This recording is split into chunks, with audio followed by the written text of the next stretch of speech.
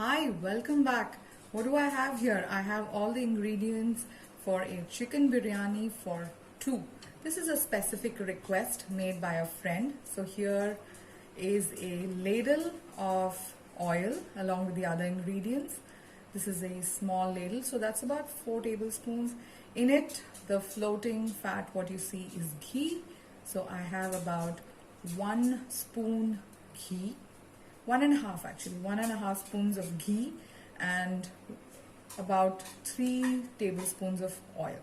I'm going to put this straight away into my hot pan. So this is a kadai preparation, meaning it will not be cooked under pressure. Since I don't have a kadai suitable for 1.5 glasses of rice, I am using a cooker but not putting the lid on it. I will just place the lid on it. I'll not be cooking it under pressure. Okay, let's get started. So here are the ingredients quickly. I have 1.5 onions, 2 small tomatoes, 2 chilies, and then I also have here, let me show you this. So that is 2 tablespoons ginger garlic paste. You see the spices. Here's a close-up for you. That's about half a bay leaf. Let me get that out of the way. There you have 4 cloves, 4 elaichis, and about 2 inches of cinnamon, and a small petal of the star anise. 1 single petal of the star anise. So the pudina is about a handful. I'm going to use this for the chicken biryani. The chicken is about a little less than 200 grams, about 200 grams. And that's, so normally for a chicken biryani, I use 1:1.5 proportion of chicken and rice. So if I'm using 1 kg rice, I would use 1.5 kgs chicken. So since I'm making a very small quantity, it's a bit tricky. So instead of going by that measure, I'm going by how many pieces per person. Let's say this is for 3 people. I have about 6 pieces of chicken, medium-sized pieces. And that is coriander or dhania. So I'm going to use 3/4 of this for the biryani and a little portion for the raita. So okay, let's get started. I have my pan heating up. Let's chop. There, my pan is heating. So this is a cooker, but I'm not going to pressure cook it. So this is for a very, very special friend of mine who lives in Singapore. So she has asked for biryani with 1.5 cups of rice. I'm going to use basmati rice. So I'm adding the spices, chilli and onion. I have sliced the onions thin and long, as you can see, and slit the chilli.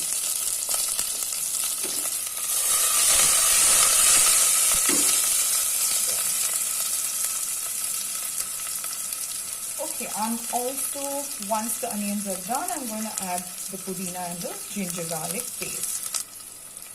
The onions are starting to give into the heat. I'm adding the ginger garlic paste. And at this point, I'm adding salt, 1 spoon.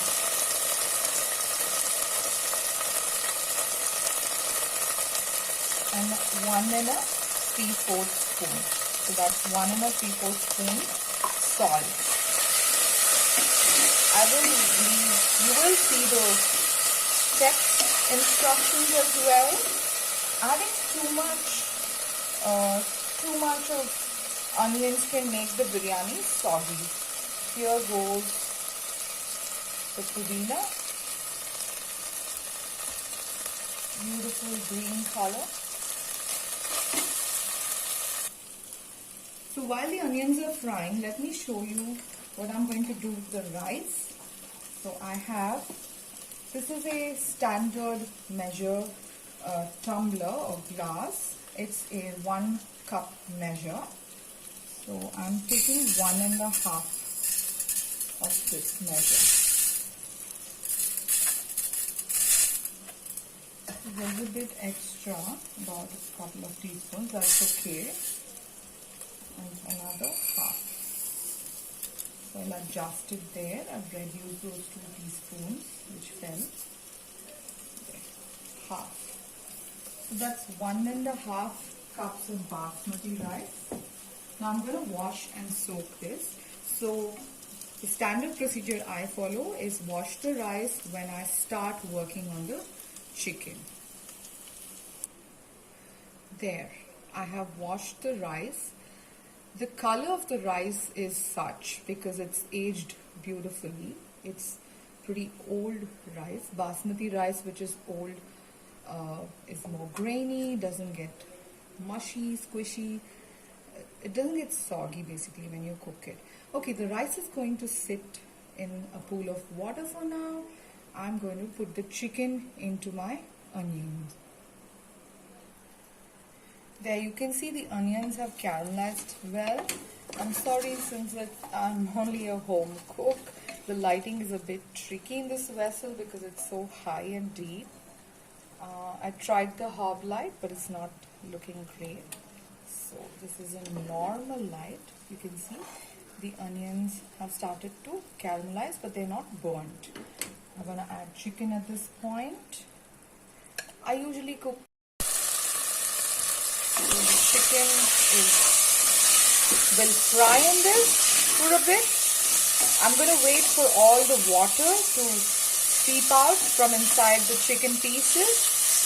Once all the water, the juices from the chicken come out, and the chicken is fried very well. I'm adding turmeric. I've added 1/4 spoon turmeric now. I'm also going to be adding a little bit of curd at this point and the tomatoes and cover it for cooking. There, I'm adding the 2 small tomatoes that I have. Now I'm going to put a lid on this and a little bit of water and let it cook for a few minutes, say about 10 to 15 minutes, and keep checking on it. Here is the curd that I'm adding. That's half a ladle. It's the same ladle I used for the oil, so you see a bit of the grease there. Give it a stir. Looking good.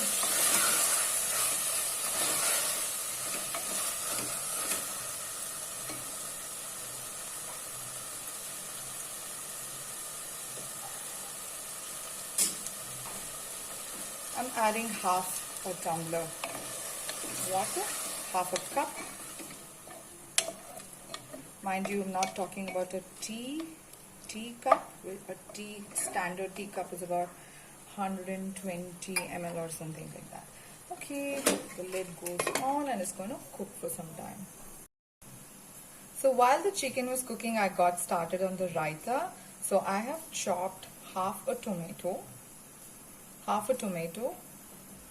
1.5 onions, and a little bit of dhania patta or coriander leaves. Now I'm going to mix all of this, add salt, and add it in that bowl of curd there in the corner of the frame and make raita. There you go. So one way of making the raita is to put the onion, tomato, coriander, put salt and mix it with your hands. I'm not doing that for the video today. So I'm just adding all of this to the curd directly and adding some salt and then giving it a mix. Adding half a spoon salt. There you go, it's all mixed. You have nice thick raita. I like my raita thick. The chicken has cooked beautifully. It's been about 15 minutes. It's cooked well. I've checked the chicken. You can It's so when we are making it directly and not on the pressure cooker, the chicken has to be almost fully cooked. When I make chicken biryani, I usually pressure cook the chicken, get this up until this point, and then add the rice separately. I cook the rice and the chicken separately and then integrate it when they are all about halfway. Okay, there you go. Half a spoon chili powder at this point. Mind you, we're making chicken biryani for two. I just want to adjust my camera. So we're gonna add the rice and the dhania pata and everything now. Here is the dhania pata.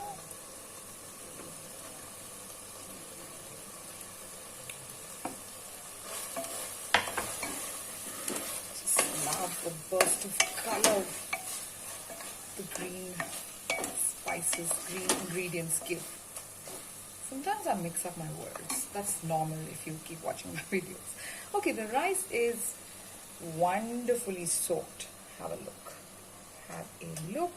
You see, there was a lot of cloudy water. Now what you see is very well soaked rice. We're going to add this into it. I'm going to add this into the chicken.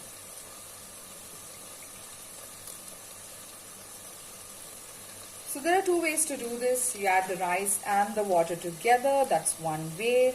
The other way is to add the water, let the water boil, and then add the rice. So you can do both ways.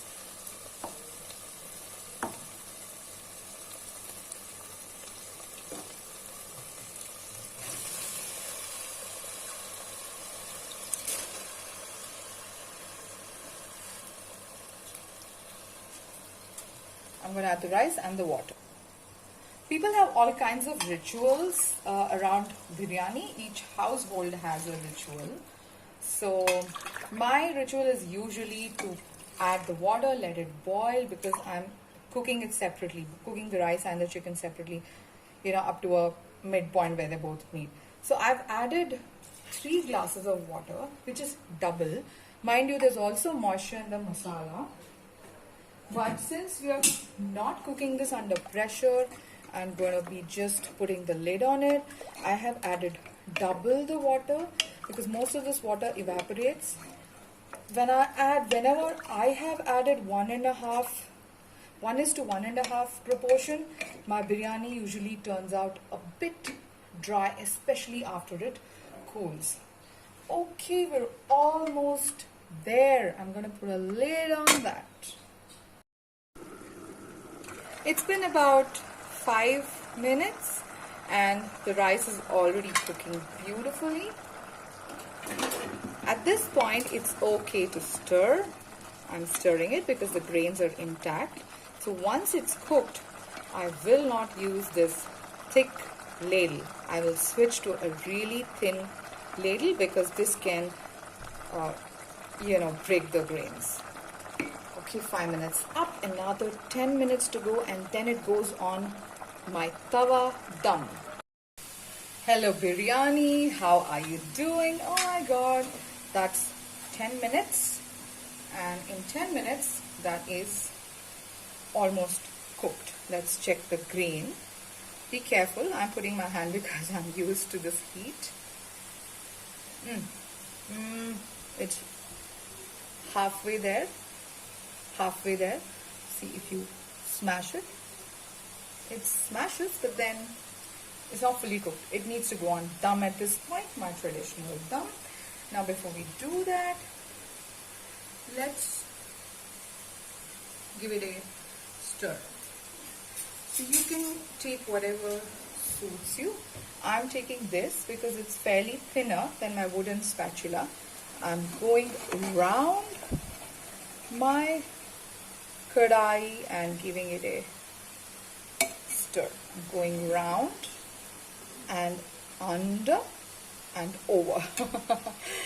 So that's how you do it because you don't want to mess. See, there isn't too much water. I've added double the water and you can see it is not soggy. In fact, this needs whatever moisture is left. So I am going to add a bit of water now.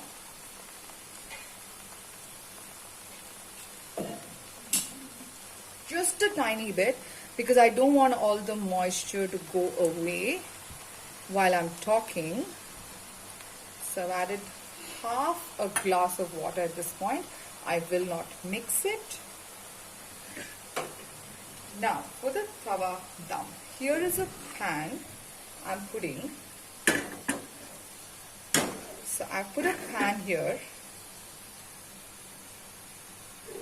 I'm setting it up. I am going to add a little water to this pan. So in my other biryani video, I have not mentioned the water. I forgot.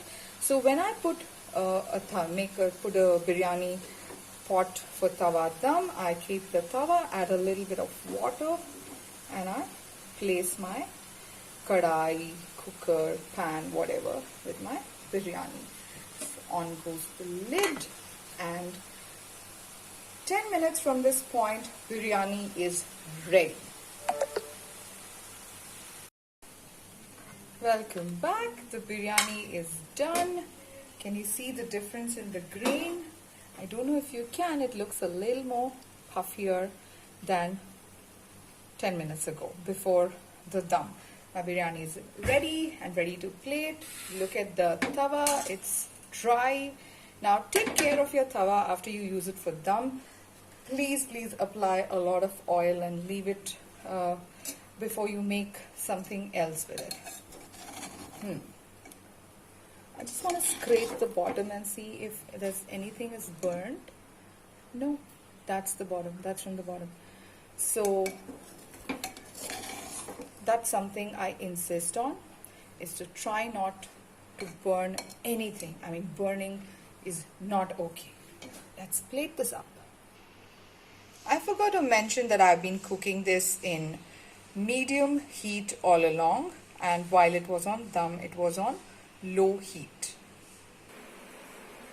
There, chicken biryani with raita. Enjoy!